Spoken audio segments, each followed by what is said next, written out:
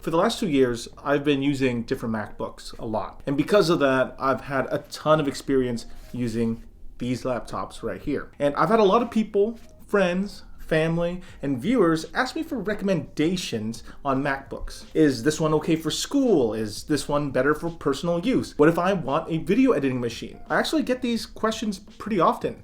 So I thought, why not just take all the information I know and shove it into one video that I can point people to? Well, this is that video. Let's get started with a little review. I want to say a quick disclaimer. Apple currently sells 4 laptops, right? They have a 13-inch MacBook Air, 13-inch MacBook Pro, 14-inch MacBook Pro, and 16-inch MacBook Pro. And honestly, these are all great options. But I think within the MacBook lineup, the 13-inch MacBook Air, which I have right here, and the 14-inch MacBook Pro, which I have right here, really stand out compared to the rest. Why do I say that? It's not because those are the only 2 that I currently have on hand, but because the 13-inch MacBook Air and 13-inch MacBook Pro are actually really similar to the point where, for most people, I just recommend you get the Air. The value you get for what you pay is really good on the 13-inch Air. But for $300 more on the 13-inch MacBook Pro, you get a longer battery life, slightly better performance, a slightly nicer display, a slightly thicker body, and a touch bar on the 13-inch Pro. Now, if all of those things are things you care about and are important to you, and you think it's worth $300 more than the Air for those additional features, then go ahead. Feel free to look at the 13-inch Pro a little deeper. But when these machines first came out, I actually returned the 13-inch Pro because the 13-inch Air actually satisfied my needs fine, and I didn't feel the additional cost was worth it. As for the 16-inch MacBook Pro, basically, it's just a 14-inch MacBook Pro with a bigger screen and more battery. Similar to what you think of when you see an iPhone 13 Pro versus an iPhone 13 Max. If you match the 14-inch and 16-inch Pro spec for spec, you'll find that for the same configuration, you'd be paying roughly $200 extra for the 16-inch display versus the 14-inch one. And of course, a larger battery as well. If that's important to you, then go for it. But otherwise, the 14-inch is a great option. It's a more portable option too. And almost everything I say about the 14-inch MacBook Pro can be applied to the 16-inch MacBook Pro. And those are the primary reasons why we're sticking to the 13-inch Air and 14-inch Pro. And definitely, like I said, not because I don't have the other laptops on hand. First, let's start off with some of the major similarities that you can expect between these 2 different Macs. The keyboard and trackpads are great, nice, clicky, and responsive, and the general design language are similar with a, well, sturdy metal build.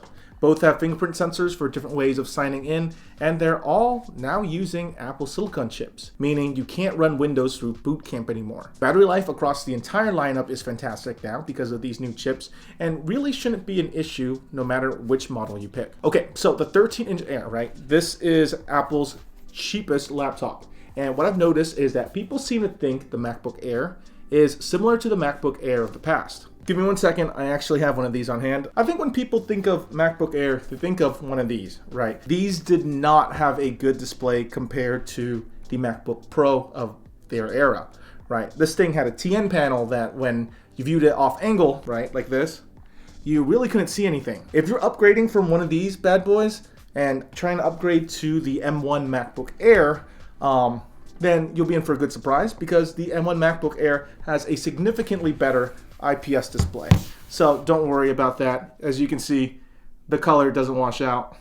The display just turns off on you. That's all when you're trying to demonstrate things. You can see the MacBook Air has a significantly better IPS display. So just don't go for the MacBook Pro because of a not so great display on your old Airs. The MacBook Air is much improved in this department. The battery normally also lasts a whole day. And honestly, I used the M1 MacBook Air for a whole year before I upgraded to the M1 Pro. And this thing handled all of my 4K YouTube video editing, photo editing, having 10 different tabs open at once for my YouTube planning, and it handles it all really well without stuttering. The only real downsides I see with the MacBook Air is that it really only has 2 USB-C ports. So you'll really be buying dongles for this thing if you're trying to use any USB devices and monitors, and it only supports 1 external monitor. So don't buy the MacBook Air or 13-inch MacBook Pro with multiple monitors in mind. That's a limitation of the M1 chip that's inside both of those laptops. Then we have this, the 14-inch MacBook Pro. You can really think of these things as beefed up, spent too much time in the gym MacBook Airs. And that starts with the display. This thing has a 120Hz ProMotion display, which basically means screen elements can look smoother if it's supported. I'm going to use another iPhone analogy here. Compare the iPhone 13 to iPhone 13 Pro. The Pro has a ProMotion display, and things look and feel smoother. The same goes for the MacBook Pro compared to, well, the MacBook Air. The display on the Pro is also mini LED, while the Airs and 13-inch Pro is IPS. The difference there is that basically, well, imagine it like this, right? One layer is color, which is done per pixel. These itty bitty tiny little dots when you zoom super far on your screen. Then there's a second layer called the backlight, which displays light. On IPS displays like the 13-inch MacBook Air and 13-inch Pro, the entire display is lit up at once, meaning for as long as the screen is on, the background will never look like the vast emptiness of pure black. But with mini LED, the display is cut into different sections, into different blocks, and each of these different blocks can be controlled for light individually. Because of that, on mini LED displays, you can see greater contrast between large dark areas and brighter ones, making the display appear richer and more colorful. There's also a downside to mini LED displays, and that's the fact that there's a glow that surrounds small bright objects on the display at high brightnesses. And the reason that happens is because there's less sections of backlight on your display versus the amount of pixels on your display. So if you have one tiny little object, it might emit a lot of backlight. But for the most part, mini LED is nicer to look at overall. The 14-inch MacBook Pro has fantastic speakers for a laptop. It definitely sounds better than the 13-inch MacBook Air. It has a third USB 4 port, HDMI port, it has MagSafe charging, it has an SD card reader, a better webcam, a notch, and it weighs heavier and is overall larger and boxier than the 13-inch Air, which looks more like a door stopper. The 14-inch Pro has an M1 Pro processor, which can be upgraded all the way up to a super beefy M1 Max. The primary difference between the M1 Pro and M1 Max is graphics performance, with the Max containing 2 times more graphical cores. I don't have an M1 Max machine, and those are only available as custom orders on Apple's website. So everything I'll be talking about is based on my experiences with the base model M1 MacBook Air and base model M1 Pro MacBook Pro. Okay, now that we sorted out all the similarities and differences between these two machines, let's talk about who each of these machines are for.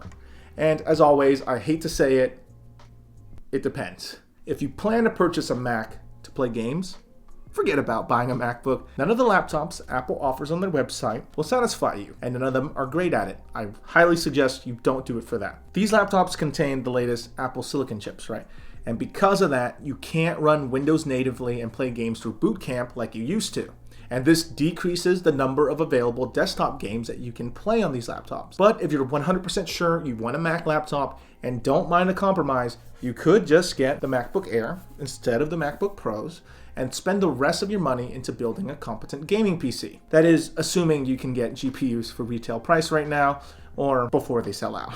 All right, so for 80% of people looking for a Mac, I really think the MacBook Air will suit their needs perfectly. Like, honestly, it's that good of a machine. I know that's kind of a vague statement, but let me break it down. The MacBook Air is perfect as a personal laptop for people. It's a great student laptop as well, and is great for people starting to video or photo edit. The MacBook Air is no slouch, and for nearly a year, it's handled all the 4K video editing, thumbnail editing, and the dozens of stuff I usually have open on the screen to work on my YouTube channel all at once. I really think you can't go wrong with the MacBook Air, and it really takes a lot for this laptop to start chugging. That being said, if you're using a laptop as a machine to make money or get your job done, then the 14-inch and 16-inch MacBook Pros are a nice upgrade that adds a lot of quality of life additions. It sounds cliche, like a bad joke, because, well, it's in the name, but if you're a person conducting business or trying to make your job easier or faster, then get the 14-inch or 16-inch MacBook Pro. If you're looking at the MacBook Pros just for the ProMotion mini LED display for media consumption, I'd recommend you just get a MacBook Air and a 12.9-inch iPad Pro that also has a ProMotion mini LED display that combined costs about as much as a 14-inch MacBook Pro anyway. And now you also have a shiny new tablet on the side too. The 14-inch and 16-inch MacBook Pros are excellent machines, but I think a lot of people overestimate what they need and default to looking at the MacBook Pros because it has Pro in its name, when the MacBook Air would probably serve their needs fine. I currently use a 14-inch MacBook Pro, right? But if you asked me to go back to using the M1 MacBook Air to do all of my YouTube stuff, I wouldn't even grumble about it. It can do it, and it can do it competently. Okay, that was a lot of info, but I'll summarize what I'm trying to say. If you're looking for a laptop for personal use or starting a hobby that you need a computer for, I would look at this guy right here. It's a great all-around laptop with good performance and could end up saving you $1,000. If you're a power user or use your laptop for work that requires more than just email, web browsing, and light multitasking, then definitely try the Pro. The MacBook Air is a really good laptop, and the MacBook Pro would then be just a tier up, a great laptop. And I think a lot of people have some misconceptions about what the Air stands for now versus what it was before, and some misconceptions what Pro means for these machines versus what they do on Apple's iPhones. And if that $1,000 difference, right, doesn't matter to you and you think it's completely worth it, then definitely get a 14-inch or 16-inch MacBook Pro. If not, then I think you'll be perfectly satisfied with an M1 MacBook Air. Anyway, what do you personally think? Which machine are you leaning towards? Why? The Windows laptop space is also getting competitive, right? So what are the Windows alternatives that you're looking into as well? What are you using for your laptop right now? Is the Pro, in your opinion, worth twice the cost of having the Air? Leave all your thoughts in the comment section below. I do read them. Well, usually I do, even if I don't always respond. And if you enjoyed this video, give it a thumbs up, and well, don't forget to subscribe. I'll see you all next time. Bye.